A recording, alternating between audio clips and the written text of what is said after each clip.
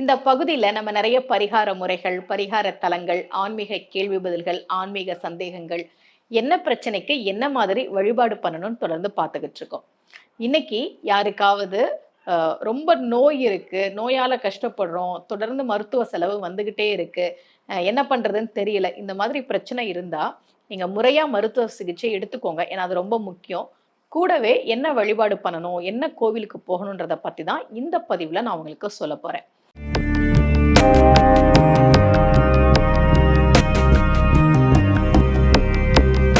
ரகசிய உண்மைகள் சேனலை பார்த்து கொண்டிருக்கும் உங்கள் அனைவருக்கும் சுமதி ஸ்ரீயின் அன்பு வணக்கம். சில பேர் ஜாதகம் பார்க்க வரும்போது சொல்லுவாங்க, போன வருஷம் வரைக்கும் கூட நல்லா இருந்தேன், திடீர்னு இந்த பிரச்சனை வந்துருச்சு, திடீர்னு ஆக்சிடென்ட் ஆயிடுச்சு. ஜாதகம் பார்க்கும்போது சொல்லுவாங்க, திடீர்னு ஒரு விபத்து வந்துருச்சு, அதனால என்ன வேலைக்கு வர வேணாம்னு சொல்லிட்டாங்க. ஏன்னா உடம்பு நல்லா இருந்தா தான் நம்ம வேலைக்கு போய் சம்பாதிக்க முடியும். வேலைக்கு வர வேணாம்னு சொல்லிட்டாங்க, வேலை இல்லாம இருக்கிறேன், ஒரு நோயால நான் கஷ்டப்படுறேன், இந்த மாதிரிலாம் சொல்லுவாங்க ஜாதகம் பார்க்க வரும்போது. முறையான மருத்துவ சிகிச்சை இந்த காலகட்டத்துல ரொம்ப ரொம்ப முக்கியம். நீங்க மருத்துவ சிகிச்சை எடுத்துக்கோங்க. மருத்துவர் சொல்ற அந்த மருந்துகள்லாம் எடுத்துக்கோங்க. கூடவே நம்மளுடைய உடம்புல இருக்கக்கூடிய நோய்கள் தீர்வதற்குன்னு சில கோவில்கள் உண்டு. அந்த ஒரு கோவில பத்தி தான் நான் உங்களுக்கு சொல்லப் போறேன். நீங்க அந்த கோவிலுக்கு நேரம் இருக்கும்போது போயிட்டு வாங்க. திருநெல்வேலியில ஆழ்வார் திருநகரின்னு ஒரு இடம் இருக்கு.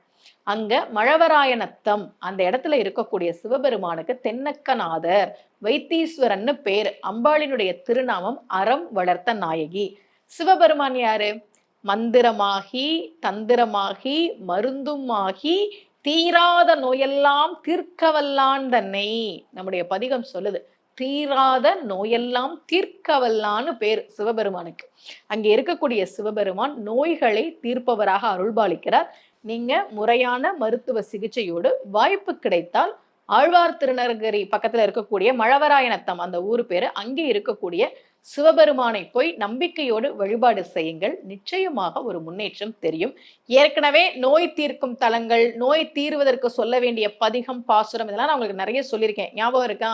ஆழ்வார் பாசுரம், இந்த பாசுரத்தை சொல்லுங்க. அதை சொல்லும் போதே நமக்கு ஒரு நம்பிக்கை வரும். எனக்குள்ள பெருமாள் இருக்கிறான், நோயே நீ என்னை என்ன செய்து விடுவாயின்னு அந்த ஆழ்வார் சொல்ற அந்த பாசுரம் நான் உங்களுக்கு வேற வேற பதிவுகள் அதெல்லாம் சொல்லியிருக்கேன். அதே மாதிரி அபிராமி அந்தாதியிலிருந்தும் மணியே மணியின் ஒளியே அந்த பாடல் நீங்க சொல்லுங்க அப்படின்னு நான் சொல்லியிருக்கேன். அதே மாதிரி நோய் தீர்க்கும் தலமாக விளங்கக்கூடிய இந்த கோவிலுக்கும் போய் ஒரு முறை வழிபாடு செய்யுங்கள். நிச்சயமாக ஒரு முன்னேற்றம் தெரியும். இதே போல மீண்டும் ஒரு பரிகார முறையோடு உங்கள் அனைவரையும் சந்திக்கிறேன். அனைவருக்கும் அன்புடன் சுமதி ஸ்ரீ.